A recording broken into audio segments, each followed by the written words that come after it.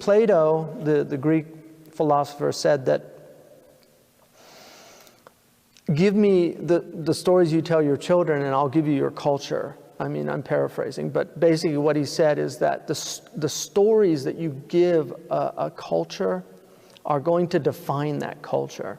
So when you look, for instance, we wonder why this is an extremely violent place. We wonder why there's so much aggression and all these. Well, look at the stories that people are fed through the media. If you look at why there's so much, in most cultures, people don't rebel against parents. I mean, they have their, they have to find themselves and their identities and everything, so they'll go through these transitional periods. But generally, you do not find the type of deep filial impiety that you find in Western civilization. And a lot of that has to do with just the stories that they're given, because so many of the stories that they're given, so many of the films, the television programs, they see children speaking out, getting angry at their parents, all these things. That's not a foregone conclusion. That's something that's learned behavior. And so stories are very important. And that's why stories, there's really a moral obligation of the storyteller. The storyteller, the people that write, if you look at the great literature always has deep meanings and philosophical truths that are in it. They're not necessarily didactic.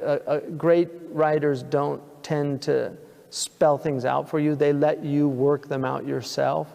But if you study, for instance, even somebody like Shakespeare, Shakespeare is teaching ethics very often through negative stories, like showing you, like Macbeth is a really good example of somebody who breaks the hospitality, the rule of hospitality, and kills the king based on what some demons, these witches, who told him, and they lied to him, they tricked him, which is what the demons always do. And then his wife is, unsex me now, and she's become, I guess she's a non-gendered female, because that's what she says, unsex me now.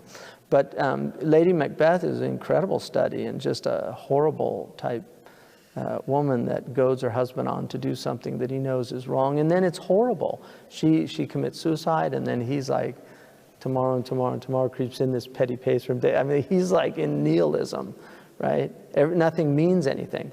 So he's showing you what happens when you take that path. Like, it's a really bad way to go down. But now stories, you have evil people that are heroes now in stories, and you have gangsters that people are made to like based on how could you not like Don Corleone, right? But that's what they do. They make the negative, they make the dark likable, and it's horrible. And that's why something like, Tolkien, who was a very devout Catholic, his story is about good versus evil, and good prevails. So the Quran has these stories because they're important, and they're the best stories because they're stories of virtue overcoming vice, of truth overcoming falsehood, of the prophets overcoming the disbelievers, of Moses overcoming Pharaoh. Pharaoh is drowned. He comes to naught. And so that's one of the most important aspects of these stories is that they're stories to teach us.